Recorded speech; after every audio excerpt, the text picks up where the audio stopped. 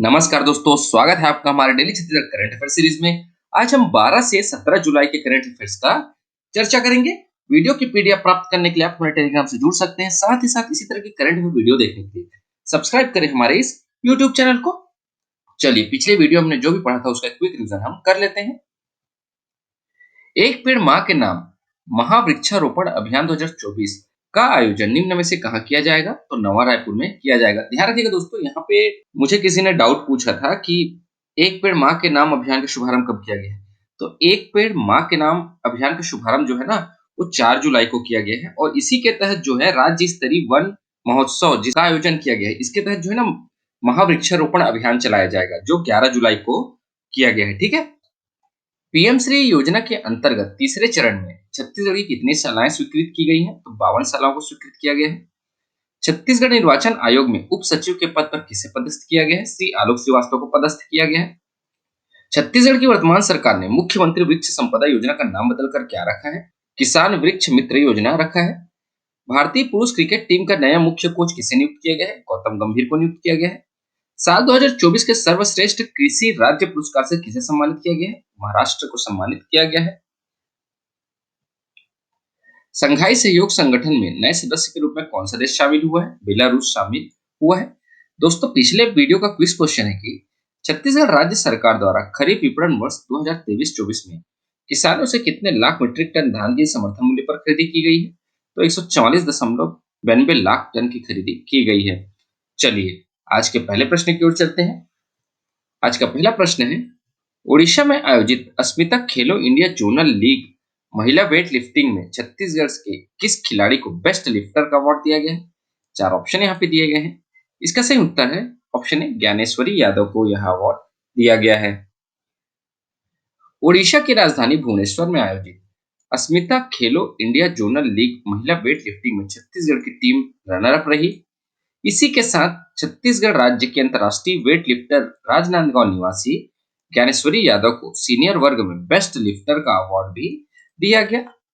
यह प्रतियोगिता Biju Patnaik lifting hall Kalinga stadium में आयोजित की गई थी। ज्ञानेश्वरी यादव ने सीनियर वर्ग में 83 किलोग्राम स्नैच और 101 किलोग्राम क्लीन एंड जर्क के साथ कुल 184 किलोग्राम वजन उठाकर स्वर्ण पदक हासिल किया है। एक बात ध्यान रखिएगा दोस्तों कि जो ज्ञानेश्वरी यादव है वो राजनांदगांव जिले की निवासी हैं या राजनांदगांव जिले से संबंधित है, ये भी ध्यान में रखिएगा। ठीक है। आगे बढ़ने से पहले आपको एक सूचना दे दोस्तों, जैसे आप सभी लोगों की एक शिकायत रहती है कि वीडियो रोज नहीं आ पाती है। तो दोस्तों, वीडियो वीडियो जो है ना रोज नहीं आ पाती है क्योंकि रोज ऐसे अपडेट्स नहीं आते हैं जो आपके एग्जाम के लिए इंपॉर्टेंट हो। आपका समय बहुत कीमती है, आप बस उसी चीजों को पढ़िए जो आपके एग्जाम के लिए इंपॉर्टेंट हो।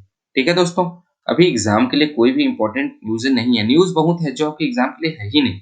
मैं आपको रोज पढ़ा सकता हूँ बट उस चीजों में आप अपना टाइम वेस्ट करेंगे जिससे कोई आउटपुट आपको नहीं मिलेगा। इसी वजह वीडियो रोज नहीं आती है। जिस दिन इंपॉर्टेंट अपडेट्स आते हैं जो आपके एग्जाम के लिए महत्वपूर्ण होते हैं, उपयोगी होते हैं, तब आपको वीडियो मिल जाती है।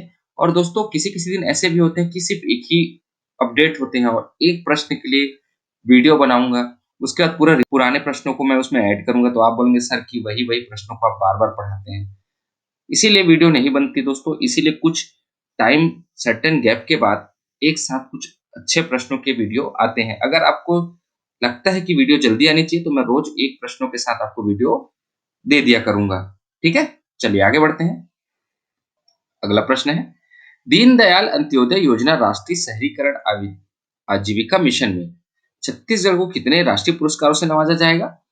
4 ऑप्शन दिए गए हैं। इसका सही उत्तर ऑप्शन डी, 5 राष्ट्रीय पुरस्कारों से नवाजा जाएगा। चलिए इसके बारे में हम डिटेल में पढ़ लेते हैं।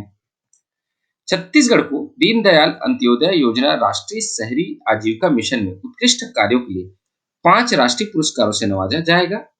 भारत सरकार द्वारा राज्य शहरी विकास अभिकरण और प्रदेश के 4 नगरीय निकायों बिलासपुर, रायगढ़, चांपा एवं भाटापारा का चयन प्रतिष्ठित स्पार्क 2023-24 पुरस्कारों के लिए किया गया है। छत्तीसगढ़ राज्य में शहरी गरीब परिवारों को सशक्त बनाने और उनकी आजीविका के अवसर को बढ़ाने में उत्कृष्ट कार्यों के लिए यह पुरस्कार प्रदान किए जा रहे हैं। ठीक है दोस्तों, केंद्रीय आवासन और शहरी कार्य मंत्रालय द्वारा 18 जुलाई को नई दिल्ली के इंडिया हैबिटेट सेंटर में आयोजित समारोह में सूडा और चारों नगरीय निकायों को पुरस्कृत किया जाएगा। केंद्रीय आवासन और शहरी कार्य मंत्री श्री मनोहर लाल और राज्य मंत्री श्री तोखन साहू ये पुरस्कार प्रदान करेंगे।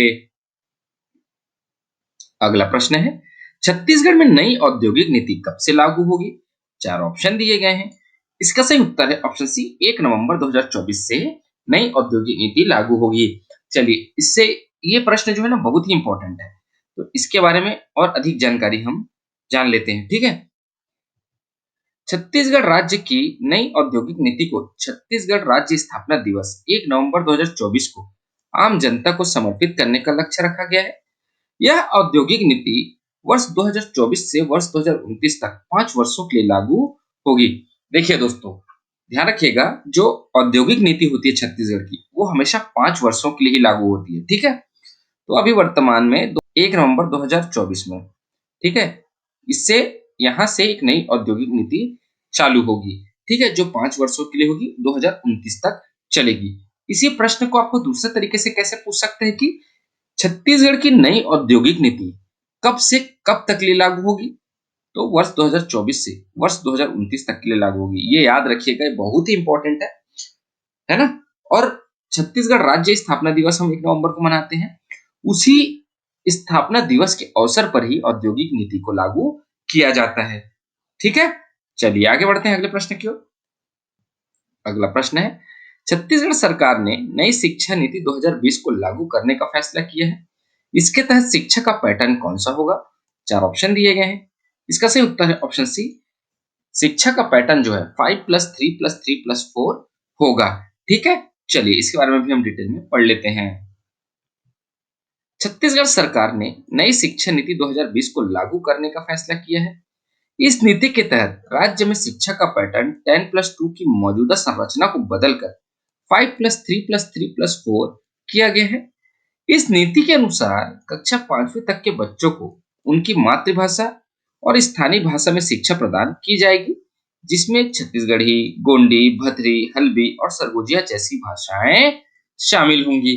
ठीक है दोस्तों, तो ध्यान रखिएगा, नई शिक्षा नीति 2020 को लागू करने का फैसला छत्तीसगढ़ सरकार ने लिया है।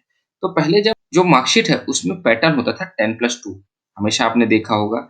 अब उसकी जगह इस संरचना को बदलकर 5+3+3+4, ठीक है, 5334, ये ऐसे करके इसको याद रख सकते हैं, है ना।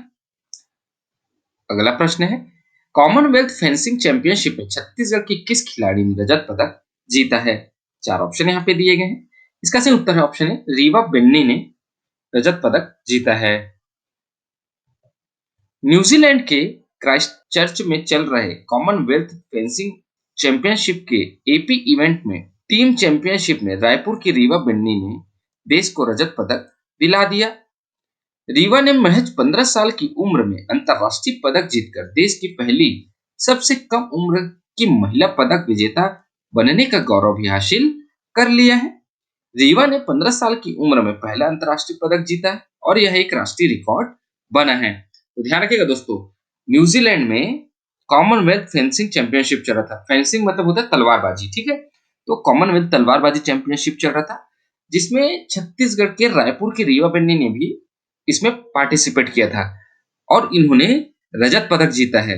और ये जो है ना, इंग्लैंड की टीम से हारी है, ठीक है, जिसकी वजह से इनको रजत पदक मिला है। फाइनल में ये इंग्लैंड से हारी है, जिसकी वजह से इनको रजत पदक मिला है। अगर ये जीत जाती तो ये स्वर्ण पदक जीत जाती। ठीक है, इनकी उम्र जो है ना अभी वर्तमान में सिर्फ 15 साल की है और इस रजत पदक को जीतकर, एक अंतर्राष्ट्रीय पदक है ना, तो इस अंतर्राष्ट्रीय पदक को जीतकर देश की सबसे पहली कम उम्र की महिला पदक विजेता बनने का गौरव हासिल किया है। ठीक है, और एक रिकॉर्ड भी इन्होंने बना दिया है कि 15 साल की उम्र में या सबसे कम उम्र में अंतर्राष्ट्रीय पदक जीता है। अगला प्रश्न है, छत्तीसगढ़ में छत्तीसगढ़िया ओलंपिक के स्थान पर कौन सी योजना शुरू करने जा रही है? चार ऑप्शन यहाँ पे दिए गए हैं। इसका सही उत्तर है ऑप्शन है, क्रीड़ा प्रोत्साहन योजना शुरू करने जा रही है। दोस्तों, अभी ये चर्चा में इसलिए है क्योंकि छत्तीसगढ़ सरकार जो है, अभी वर्तमान सरकार जो है, वो छत्तीसगढ़ में छत्तीसगढ़िया ओलंपिक को बंद करने जा रही है और इस छत्तीसगढ़िया ओलंपिक के स्थान पर क्रीड़ा प्रोत्साहन योजना जो है शुरू करने का निर्णय ये ले रहे हैं। ठीक है, तो चलिए इसके बारे में हम डिटेल में पढ़ लेते हैं। राजीव मितान क्लब योजना के बाद अब छत्तीसगढ़िया ओलंपिक भी बंद होने जा रहा है। पिछले साल ओलंपिक की शुरुआत हरेली के दिन यानी 17 जुलाई को हुई थी। इस बार विष्णुदेव साय सरकार ने इसके लिए बजट शून्य कर दिया है। खेल एवं युवक कल्याण विभाग के अनुसार नई सरकार में छत्तीसगढ़ क्रीड़ा प्रोत्साहन योजना की शुरुआत होने जा रही है।